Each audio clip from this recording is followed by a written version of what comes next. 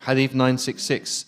Sahal ibn Amr, known as Ibn al-Hanzaliyah, reported, the Messenger of Allah sallallahu alaihi wasallam happened to pass by a camel whose belly was sticking to its back because of hunger. Whereupon he said, "Fear Allah in respect of these dumb animals. Ride them while they are fit, and slaughter them and eat their meat when they are fit." Abu Dawood. Right, so this hadith is definitely to the title, which is to be kind to the animals. And this is a must. We have to be kind to the animals. And this is also for our benefit, because if you're kind to the animal, then you'll be able to use the animal according to what you expect him to be giving you.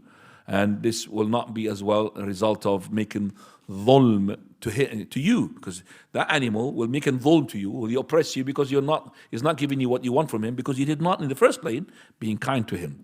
So these animals, some of them are good for riding, some of them are good for plowing, some of them are good for eating. That's why our Sheikh Abu Suhaib rahimahullah, he said about the horse, to eat the horse. He said eating the horse is permissible, but they're not made for eating. They're made for what? For riding, for war and racing.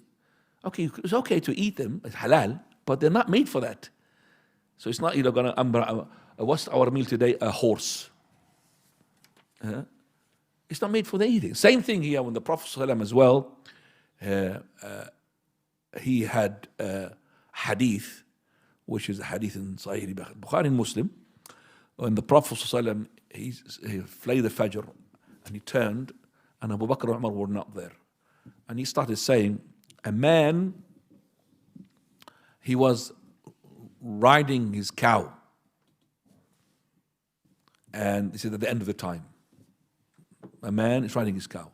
And the cow looked at him and she said, "We are not created for this. We're created for plowing the land." We could use it for plowing the land. They would use the oxen, not for you to use it to ride it. It's not a horse. So the cow spoke in the Arabic language to that person, "We're not created for this. Yes, to plow the land, to milk. That's an addition from to milk, but not to." And then the people who were listening, they said, "Subhanallah, praise be to Allah." It's like a sign of, it's something like unbelievable. So Prophet ﷺ said, "I believe in this, and Abu Bakr and Umar, even though they're not here. Even they're not here, they will believe." It's confirming. Abu Bakr and Umar, they will be believed, even they're not here. It's at the end of the time, animals will be talking to you. Close to the day of resurrection.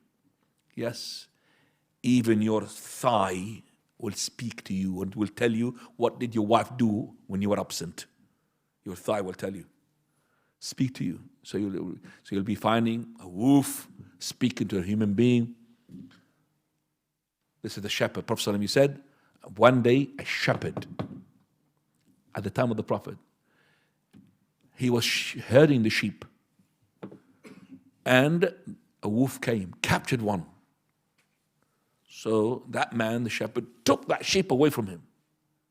So the wolf reclined back onto his tail, looked at the man, he said, "How dare you take a rizq from me? Allah gave me this rizq. How dare you take this rizq from me?" So that shepherd man is gone crazy. ذئب مقعن على ذيله يكلمني كلام الإنس. A wolf who is like sitting on his tail and he's talking to me like a human being, running away. He came to the Prophet ﷺ and he told him the story. The Prophet ﷺ believed him. And then he set a khutbah for the people. He gave this man what happened. He said, by Allah Azza wa Jal, the day of resurrection will not take place until that you'll find your thigh talking to you what your family had done, your wife had done when you were absent.